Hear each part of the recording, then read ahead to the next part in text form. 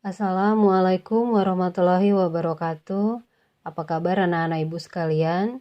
Ibu harap kita semua selalu dalam keadaan sehat dan selalu dalam perlindungan Allah Subhanahu wa Ta'ala. Amin, amin ya Rabbal 'Alamin. Baiklah, pada kesempatan lalu kita sudah membahas bagaimana perdagangan internasional bisa terjadi. Apa faktor-faktor pendorong terjadinya perdagangan internasional? Dan apa faktor-faktor penghambat sehingga perdagangan internasional tidak berjalan dengan baik. Dan kali ini kita akan melanjutkan ke materi berikutnya mengenai teori keunggulan mutlak dan teori keunggulan komparatif dalam perdagangan internasional. Baiklah, langsung saja. Yang pertama, teori keunggulan mutlak atau absolute advantage. Teori ini dikemukakan oleh Adam Smith. Menurut Adam Smith, suatu negara sebaiknya melakukan spesialisasi dalam produksi barang, di mana negara itu dapat menghasilkan secara lebih efisien dibandingkan dengan negara lain.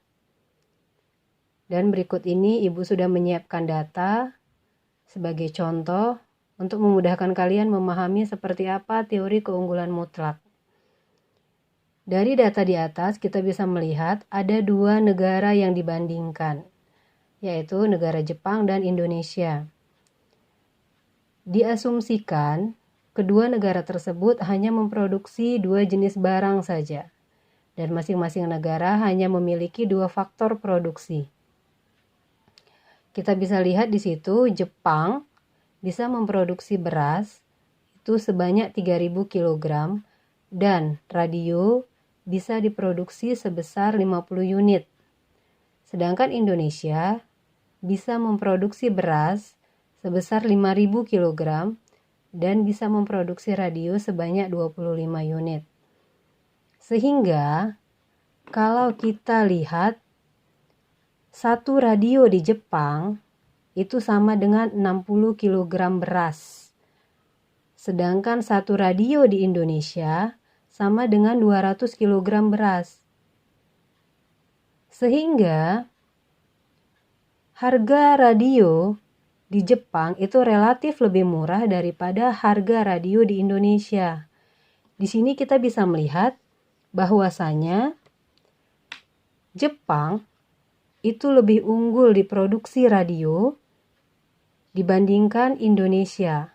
Sedangkan Indonesia lebih unggul di produksi beras dibandingkan negara Jepang. Sehingga perlu diadakan adanya spesialisasi.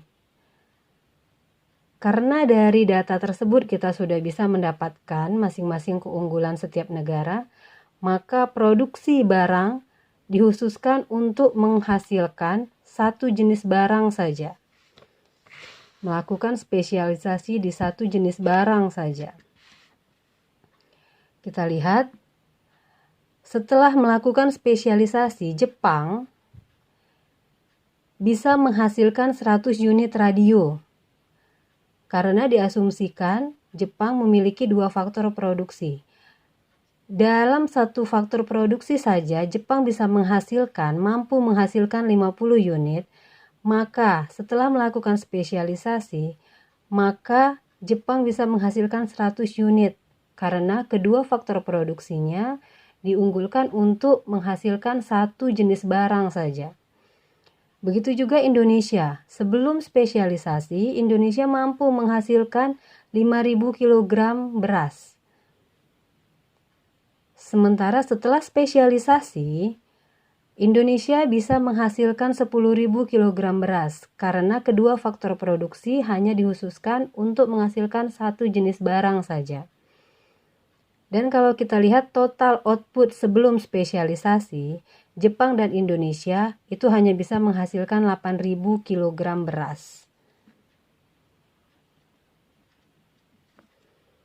Dan produksi radio itu hanya bisa menghasilkan 75 unit. Setelah spesialisasi, Jepang walaupun hanya memproduksi sendiri tanpa Indonesia, tapi bisa menghasilkan radio lebih banyak, yaitu 100 unit. Sedangkan Indonesia bisa menghasilkan beras lebih banyak, sebanyak 10.000 kg daripada sebelum terjadi spesialisasi produk. Demikianlah contoh keunggulan mutlak masing-masing negara, sehingga menurut Adam Smith, apabila ingin melakukan perdagangan internasional, maka setiap negara harus memiliki spesialisasinya masing-masing.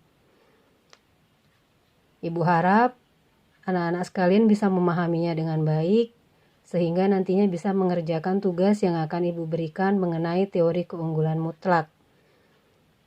Oke, kita lanjutkan ke teori yang kedua, yaitu teori keunggulan komparatif atau comparative advantage. Teori ini dikemukakan oleh David Ricardo. Hanya sedikit perbedaan dari David Ricardo dan Adam Smith. Menurut David Ricardo, meskipun suatu negara tidak memiliki keunggulan mutlak terhadap dua macam barang, namun tetap dapat melakukan perdagangan dengan negara lain. Karena ia memiliki keunggulan komparatif. Ya, Ibu juga sudah menyiapkan data untuk contoh keunggulan komparatif. Ya, yang kita bandingkan juga dua negara, yaitu Thailand dan Indonesia. Dari data tersebut, kita bisa melihat ada dua barang yang diproduksi, yaitu pesawat dan kapal. Thailand bisa menghasilkan pesawat sebanyak 500 unit dan kapal 1.500 unit. Sedangkan Indonesia itu bisa menghasilkan pesawat 1.000 unit dan kapal 2.000 unit. Sehingga kalau kita peroleh, kalau kita bandingkan, satu pesawat di Thailand itu bisa menghasilkan 3 unit kapal. Sedangkan satu pesawat di Indonesia itu bisa menghasilkan 2 unit kapal. Dan satu kapal di Thailand itu bisa menghasilkan 0,3 pesawat. Satu unit kapal di Indonesia bisa menghasilkan 0,5 unit pesawat. Dari data tersebut, kita bisa melihat Indonesia itu lebih unggul dari kedua barang tersebut. Walaupun demikian, berdasarkan teori keunggulan komparatif, perdagangan antara Indonesia dan Thailand masih tetap bisa terjadi, walaupun Indonesia memiliki keunggulan mutlak atas semua barang. Tetapi Thailand tetap bisa melakukan perdagangan internasional. Oke, kita lihat. Apabila Thailand menjual satu kapal ke Indonesia, maka dia akan memperoleh keuntungan. Indonesia satu kapal sama dengan 0,5 pesawat. Thailand dalam menghasilkan satu kapal sama dengan menghasilkan 0,3 pesawat. Jadi, jika Thailand menjual satu kapal ke Indonesia, maka Thailand akan mendapatkan keuntungan sebesar 0,2 unit pesawat, yaitu berasal dari 0,5 dikurang 0,3. Itulah keuntungan yang akan diperoleh Thailand. Begitupun dengan Indonesia. Keuntungan yang akan diperoleh Indonesia apabila menjual satu pesawat ke Thailand. Thailand satu pesawat sama dengan 3 kapal, sedangkan Indonesia satu pesawat sama dengan 2 kapal. Jadi, jika Indonesia menjual satu pesawat ke Thailand, maka Indonesia akan mendapatkan keuntungan sebesar 3 kurang 2 sama dengan 1 unit kapal. Jadi, walaupun Thailand tidak memiliki keunggulan mutlak dibanding Indonesia dari produksi pesawat dan kapal, Thailand tetap bisa melakukan perdagangan internasional. Karena manfaat dari perdagangan internasional adalah dari kedua negara yang terlibat dalam perdagangan internasional harus bisa mendapatkan keuntungan demi kesejahteraan masyarakatnya. Sehingga walaupun Thailand tidak memiliki keunggulan atau spesialisasi produk, Thailand tetap bisa melakukan perdagangan internasional. Dan Indonesia tetap harus juga memilih salah satu spesialisasi keunggulan yang harus dihasilkan. Dengan begitu, dua-duanya memperoleh keuntungan tanpa harus memproduksi kedua jenis barang tersebut. Demikianlah contoh dari teori keunggulan komparatif dan teori keunggulan mutlak. Ibu harap kalian semua dapat memahaminya dengan baik dan bisa mengerjakan tugas yang akan Ibu berikan berkaitan dengan teori keunggulan mutlak dan teori keunggulan komparatif.